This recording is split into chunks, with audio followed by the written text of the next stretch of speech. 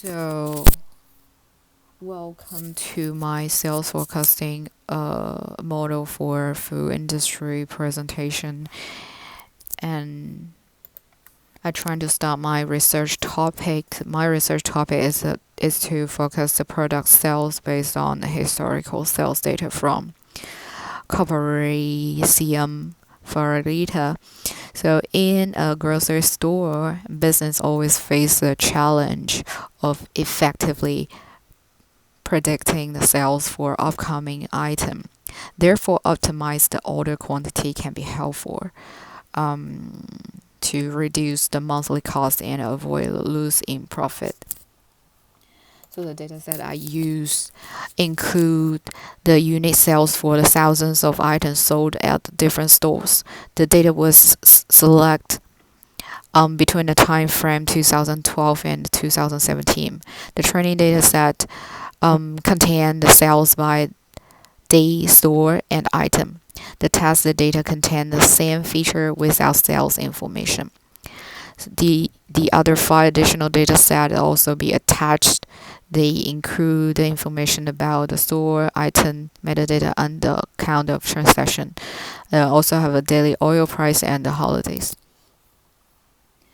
So based on the whole project, the training data set is the core data set that connect with the other different data set, such as like a store, holidays, or items. By joining two or more data sets using the common variable, I am able to acquire the sales overview of the company that know which feature has significant impact on sales trend, the essential part of production.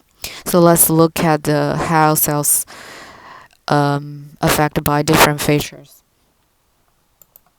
So for this slice, we will see the sales by the store number, and we see the top 5 best seller store are 44, 45, 47, number 3, and 49. And we will choose the number 44 as a starting point for the following prediction part.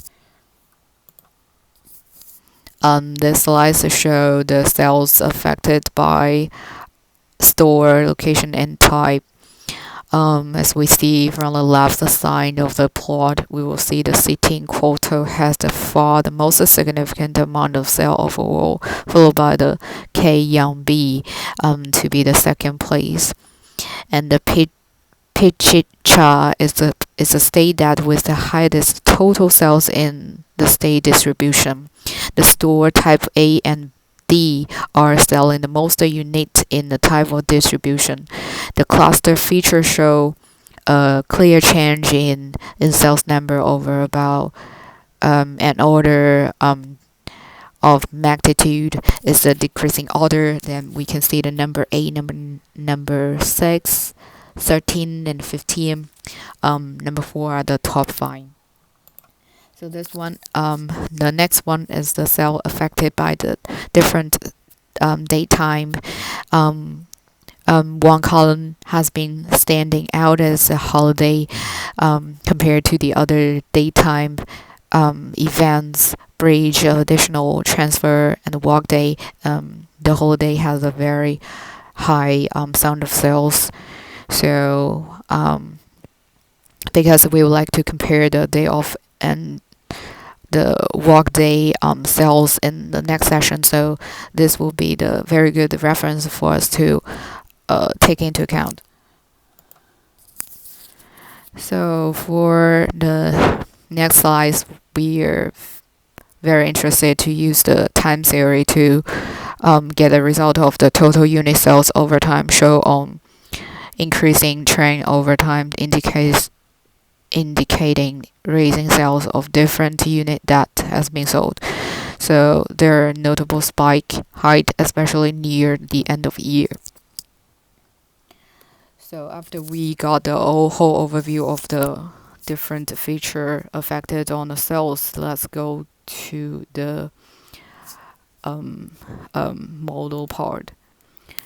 So based on what we know from the previous slides, we already know like store 44 has been selected to be the best seller store compared to the other 55 stores. So we would like to use number 44 as a starting point um, to do the prediction.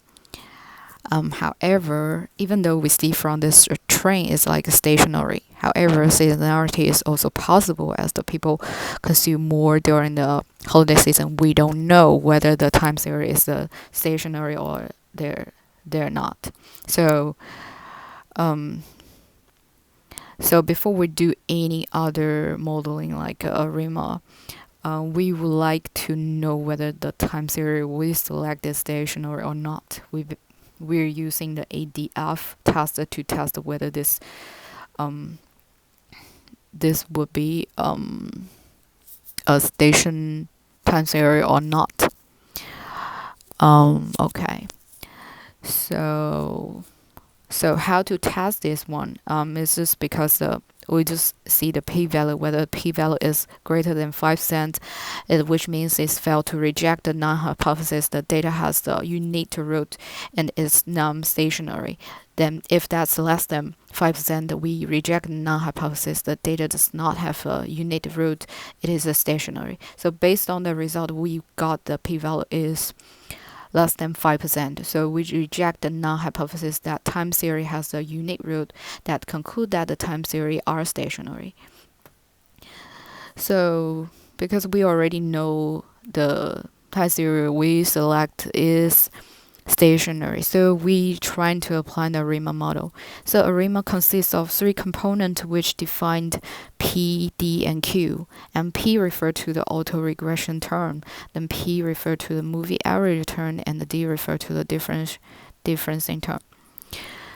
So for the next session, let's see the model I already built in so the model is here. So from the result, you can see the standard error in the table related to the estimate of error of predicted value. The summary of our ARMA model shows that low standard error in table, which is indication of likely accuracy of the sample mean as compared with the population mean. The smaller the standard error, the less the spread, and the more likely it is that any sample mean is closer to the population. So the p-value in the table, and we can see is less than significant level 5%, which means this value is significant in the ARMA model. So for those two part I show here, it is the residual error. So the plot shows that outlier is end of 2014 and the middle of 2015. The density plot of residual error value suggests that error of Gaussian and center at 0 with the standard deviation is about 316 transaction. Yeah. Okay, let's go back to the slides. So we already see those part. So for the model validation, we can see the predicted value and the observation value there overlap correctly. So this model is fit good and the outlier is fit as well. Therefore, we need to explore further to see the quantity of our prediction. So for the discussion part in this one, I discussed whether holiday transaction value is higher than the day off in the rest of 53 store.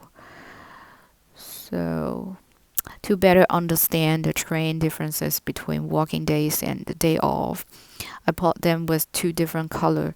As the plot show above, there are solid horizontal trend line at 4,500 transaction for the day off and 3,500 transaction for working days repeated over the year 2013 and 2014. And this trend will be good for model. The plot shows the possibility that to separate one variable from another variable and remove some random content in time series. So before forecasting the larger scale for the store, I consider build different cluster for days to improve the predictive power. So I plot them by the group to see if correspond to the pattern in time series or other classification. So let's go back to let's go back to here. So this is based on the type 1 store. So we're trying to see whether the rest of based on this time 1 store, whether the pattern will be very similar to the store 44 we select. However, some stores are slightly different from the different pattern, like 49 shows distinctive uptrend. The store 15.1 holiday transaction overlap the working day transaction, which means there is a slightly different between working day and off day. Store 52 does not have intensive data point, and from the type B. Okay. So from the type B does not show precise boundary between working and off day. Most of them are overlapping with each other. And the store 20 and 2133 are only 3 in this time show the periods differences in working days of day. The stores 20 and 21 has a surge transaction of value at the beginning, then began stable in a few hours later. The store 18 has a break in late 2016, no transaction in the period. So in the type C, then we can see that the store 13, 14, 19 split into two groups.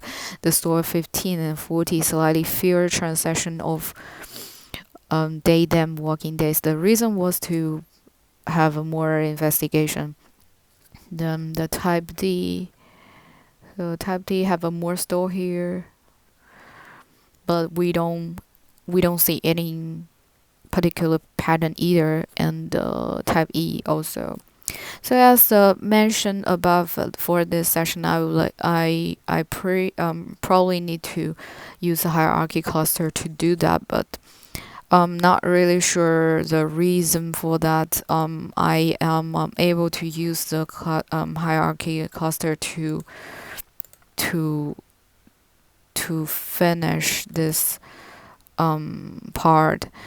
So for something in the future, probably I need to dive deeper and get a new classification of the store to adapt the model, and further study may require unsupervised learning, and I may need to do the hierarchy cluster like I mentioned. I will try to see will something happen in between, why I cannot do that at this moment. Probably that would be the best way to solve this problem, and which is from Sklearn library, and I think will be helpful if I do the hierarchy cluster like mentioned before. Oh, that's all. Thank you.